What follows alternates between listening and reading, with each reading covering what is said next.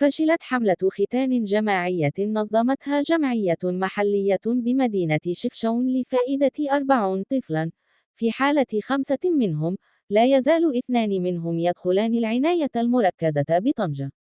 ويطالب المجتمع المدني بفتح تحقيق لتحديد المسؤولية في هذا الأمر. تقرير صحفي من جريدة الأخبار. ناشدت عدة جمعيات حقوقية بشمال المملكة وزارة الصحة والحماية الاجتماعية والنيابة العامة المختصة بتطوان، وكذا كافة المؤسسات المعنية، من أجل فتح تحقيق في قضية الختان الجماعي الذي حدث في مدينة شفشاون.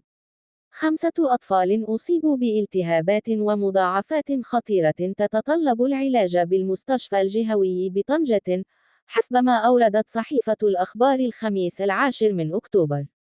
وبحسب الصحيفة، فإن وضع 2 من الأطفال ال5 سيكون خطيرا للغاية ويمكن أن يسبب إعاقة دائمة يصعب علاجها.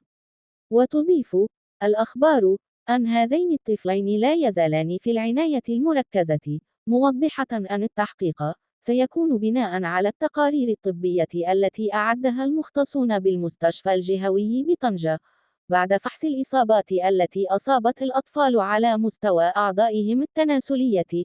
وستحدد المسؤوليات في هذا السياق، سواء مسؤوليات الأطباء الذين أجروا الختان، أو مسؤوليات الوالدين فيما يتعلق بالمراقبة والنظافة والعلاجات الموصى بها في هذا الصدد.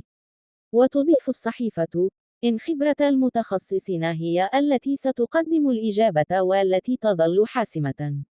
وبحسب مصادر مطلعة لام الأخبار، فإن حملة الختان الجماعية انطلقت من قبل جمعية محلية يوم 20 من سبتمبر بمناسبة عيد المولد النبوي، لفائدة 40 طفلا من الأسر المحرومة بمنطقة شفشاون، قبل أن توكل العملية إلى الطاقم الطبي لإجراء الختان بهياكل المستشفى الجهوي محمد الخامس بالمدينة.